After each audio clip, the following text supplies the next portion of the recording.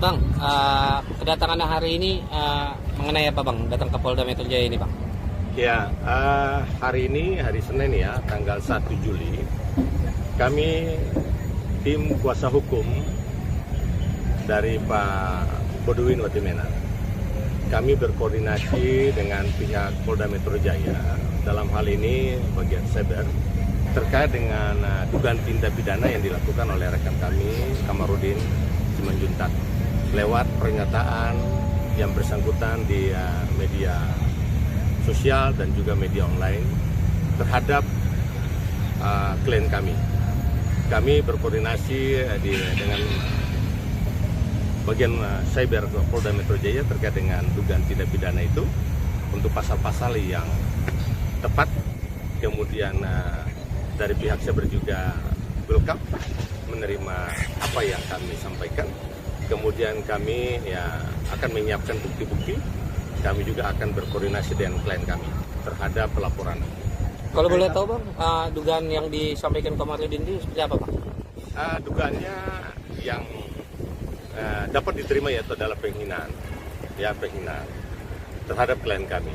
Penghinaan yang mana? Penghinaan yang disebutkan bahwa terkait dengan pembelanjaan pakaian dinas pejabat wali kota. Bahwa kami tekankan lagi bahwa anggaran pembelanjaan pakaian dinas pejabat wali kota itu dianggarkan memang 400 juta.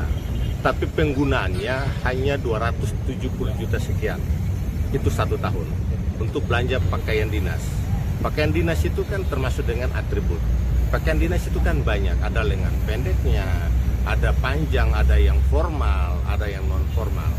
Kenapa? Seorang pejabat itu kan melekat juga sifat kedaerahannya. Bahwa dia adalah kepala daerah, dia juga harus menunjukkan bahwa berpakaian juga sesuai dengan seorang kepemimpinan daripada kepala daerah. Yang disampaikan oleh Kamarudin adalah 400 juta itu dibelanjakan hanya satu kemeja atau jas. Yang bersangkutan juga meyakinkan para pendengar, para penonton yang melihat atau menyaksikan apa yang disampaikan lewat media sosial, dia meyakinkan bahwa kemungkinan pakaian itu, kemeja itu, kancing-kancingnya dari emas atau dari berlian, itu kan menggiring opini masyarakat yang kurang baik terhadap klien kami. Apalagi klien kami ini adalah figur calon wali kota Ambon. Jangan karena kepentingan sesaat, kepentingan politik orang lain, sehingga dugaan kami mungkin Kamarudin jangan disuruh-suruh untuk menyampaikan hal itu. Harusnya ketika sebagai seorang pengacara itu adalah bagian daripada aparat penegak hukum. Apabila menerima berita bahwa ada dugaan korupsi, harusnya yang bersangkutan melapor, bukan mengumbar-umbar di media sosial, menjelek-jelekan, menyerang harkat martabat, fitnah, menghina daripada klien kami. Itu yang tidak diterima oleh klien kami. Harkat martabatnya akan diserang.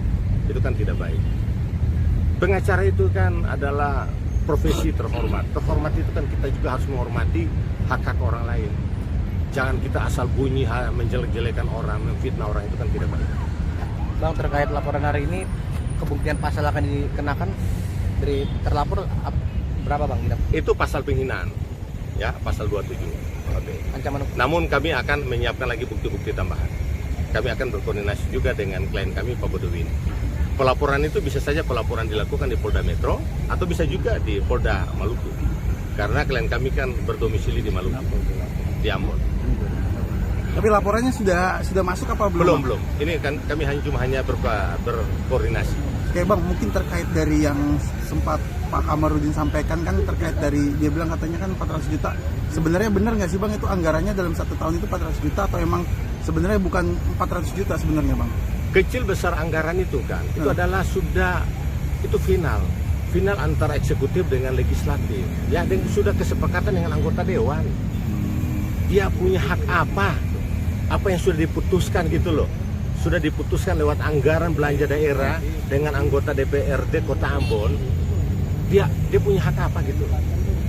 Ada kepentingan apa gitu. Menurut dia tidak wajar Bang dengan anggaran sekian besar. Itu menurut dia. Belanja ke pakaian dinas juga tidak 400 juta, 270 sekian kok. Dan dia harus tahu itu. Dia harus punya bukti yang cukup. Ya dok. Kemudian dia juga menyebutkan nama klien kami itu dengan terang benderang di media sosial.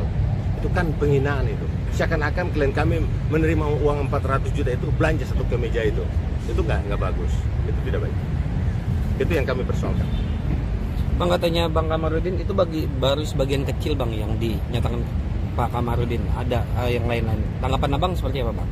Persoalan masalah nilai-nilai yang lain atau anggapan yang lain atau juga mungkin ada dugaan yang lain, itu bukan persoalan kami.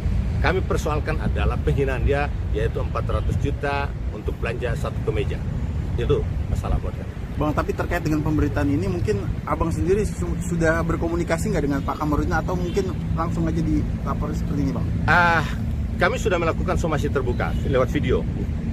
Video itu juga saya kirim kepada salah satu sumber daripada Kamarudin, yaitu Pak Ferli.